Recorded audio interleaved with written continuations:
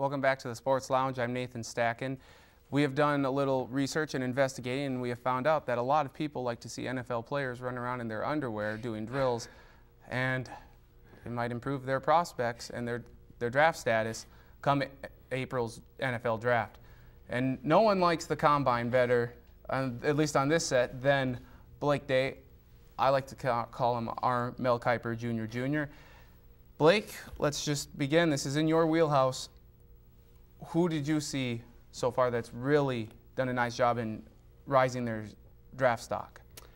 Well, let's start with today. How about our guy Von Miller? A guy that we really saw, he blew everything up Senior Bowl week, and he ran a flat 4.5 today. Missed a guy that he weighed at 247 pounds, 6'3". So, I mean, he basically continued, his ascension up draft boards. I think he's a top 5 pick. Julio Jones, wide receiver for Alabama, he had a big combine. Does he pass A.J. Green on your board, the wide receiver from Georgia? Some people say he does, but I don't really think so. I mean, you can't put just in the combine. I mean, turn on the tape. He drops a lot of passes. A.J. Green is just a better football player. I think in time that'll win out. It's really tough to narrow down a few guys because a lot of guys Cam Newton kind of, he kind of struggled, they said. Yeah, what do you guys think about that? I mean, Cam Newton, athletically, he did great in every drill. He's a really good athlete. He didn't throw very well. And isn't that big, though, for a quarterback? Absolutely I know the wide receiver. Are you sure you want your quarterbacks to be accurate? I think so. Who are you? I mean, talking about quarterbacks, what? Christian Ponder is a guy that had a really good Senior Bowl. The quarterback from Florida State. From Florida State, sorry, yep. And Ryan Mallett, the quarterback from Arkansas. Yes. Those are the two guys, they threw great. Now, Mallett's got all sorts of off-field problems, character concern, drug problems, you name it. They're all coming up. But, I mean, those are the two quarterbacks that really threw well this week. And with Ponder, the situation with him is his shoulder and his history of injuries. We had heard that after Cam Newton's workout for only the media, that his draft stock rose significantly as high as 3 going to Buffalo. Some people even considered him the #1 pick. Do you think now there are some legit concerns and he'll slide back down into the 10 or 12 position? Yeah. I think you got to wait. I think his pro day is in about a week and a half. Yep. See how he throws at his pro day.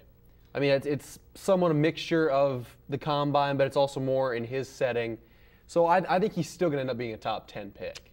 I do. I don't see any way he falls out of the top 10, really, unless he completely nosedives at his pro day as well. Which I am hoping for. Well, in some of the interviews, too, that he had, too, there were some questions that NFL team scouts said threw him for a loop, like why did he go do a quarterback sneak instead of take a knee in the championship game? Said he got a little defensive for that. How about some other insight from the combine, at least, some things that jumped out to you? Cam Jordan, a guy that we talked about having a really good Senior Bowl week. He had a really good combine as well. Aldon Smith, the defensive end from Missouri, he had a great combine. And I think we're still waiting. I think tomorrow is when our corners are going to run. We're going to see how Patrick Peterson, Prince Amukamara, some of the defensive backs, see how they do. So offensive lineman-wise, I guess Nate Soldier, he had a good combine. He solidified himself as the #1. I think he did, yeah. He solidified. Maybe, I don't know if he's going to be a top 10 pick, but definitely a top 15. Detroit at 13 is looking at the first team right could spot. possibly pick him. Yep. And Mark Ingram, he talked about him, not a great 40, but he did have the best 10-yard sprint of any running back in the draft. So that short area burst, I think Ingram's still in that top 10 to 15 or 15 to 20 range probably. How about LeSure, your guy? You're big on LeSure. Early in the season you were. Yeah, Mikel LeSure, I'm a huge fan. I think he's the guy that he really didn't stand out by any means, didn't have anything that dropped him. He's probably still a borderline first, second round guy. Have to ask about. You go. Who do you like better between Mikel LeSure and Ryan Williams from Virginia Tech? I actually like Ryan Williams is a more explosive Go with player. the Hokie. But Mikel lose. LeSure, he's a bigger back. He's a more all-around back, and I just see he's not gonna have the injury concerns I could see with maybe Ryan Williams, a little smaller. The player of this draft for me, the guy that gets the most buzz, maybe outside of Newton, kind of like this year's Tim Tebow, is Jake Locker. I can't stand the guy. Your quarterback, you better be able to be accurate. You can't stand him? I can't stand the guy. You better be able to be accurate. And the hype, maybe I shouldn't say I can't stand him, just everybody that talks about him and has him high on their board. Because the guy cannot throw, and if you're a quarterback, you better be able to throw. You would think so. Well, he can throw it a country mile. I know he just can't. He's not hit the accurate. bar when he throws No, it. I mean, he's fast. He ran a very good 40, like a 4.58, something like that, 4.59. Very good, but you need to be able to throw if you're a quarterback. Honestly, I completely agree with you. I don't know how he's still. A lot of people say, "Hey, he's a first-round pick." But what do these people see? I know the physical attributes are something, but what do they have? What has to happen for them to say, "Hey, he's not accurate. He cannot throw"? I think it's some Tim Tebow aspects of him, that his leadership abilities, his high character. I think that's why he's so high on the draft boards. I'm agree with you. I wouldn't take him in the second round. I wouldn't draft him, period. But he supposedly had a good combine throwing the ball. He was a lot more accurate, but you're throwing against air, too. Yeah. Senior Bowl week, when there was actually defenders, he was terrible. So and I agree with you completely. This is the biggest thing with me with Jake Locker. The best defense Washington played all year was Nebraska, and they played Nebraska twice. Now, granted, the team Washington beat Nebraska in the bowl game, but if I remember right, Jake Locker was a combined about 10 of 35 throwing against the best pass defense he played. And obviously it's going to be far better in the NFL than what the Cornhuskers are showing in college. So at some point, someone's got to say, well, geez, he's got all this stuff, but he just doesn't ever complete passes when he throws And it. you talk about comparing him to Tebow. Tebow was a winner. Yeah. Heisman Trophy winner, national championship. This guy came back. He would have been one of the top picks last year, but he comes. I think the #1 pick. Yeah, he between him and Bradford. Bradford. And between him, he comes back, so he can lead a Washington team at 6-6 to a bowl game. Wow. Which was by far the best season they had. Yeah, I can't believe we've gone on Lock for 3 minutes. Blake, excellent insight as always. I'm sure we'll have another combine or another question about someone's workout and their pro day in a couple weeks when we reconvene and do our show next. When we come back, it is game time. The Noble Baszler Award. Yes, this trophy right here. It's up for grabs. Charlie won it the last time. Will he retain his title, or will someone else win it? Find out next. You're watching the Sports Lounge.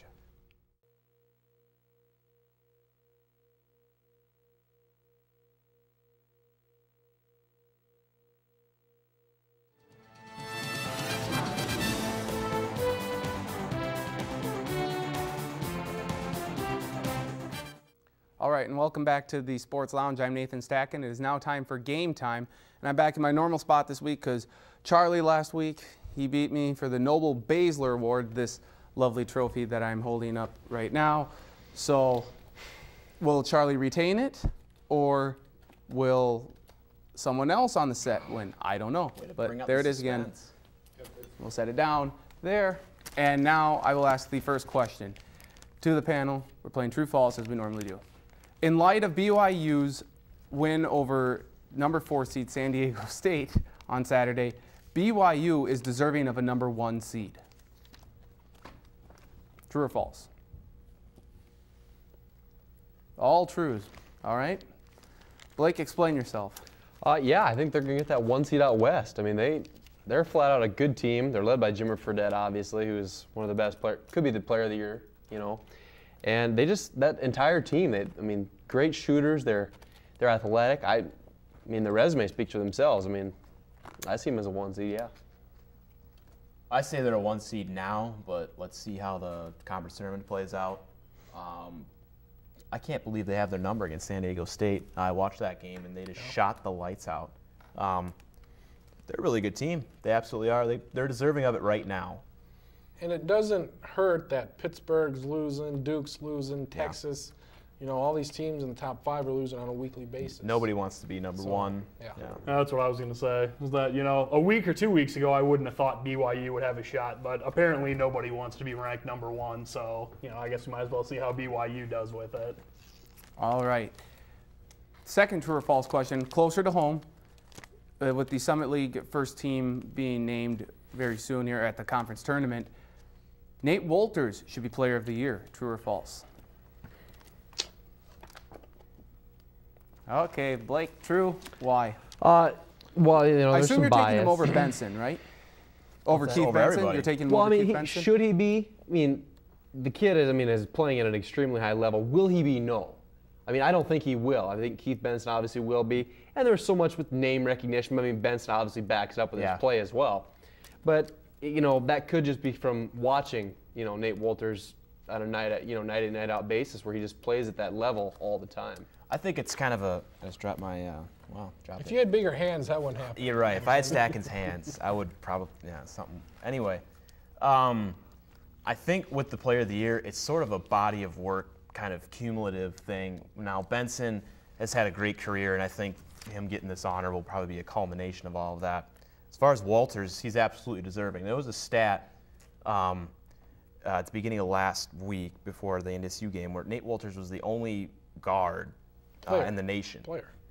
The only player to average 19 points a game and also 6 assists per game. And that's some pretty high company. So Wolters is very deserving. Will Wolters get one of those trophies one day? Great possibility of that. But it's Benson's year. I think everybody knows that, including Blake Day. So, but still quite brave of you to stay true.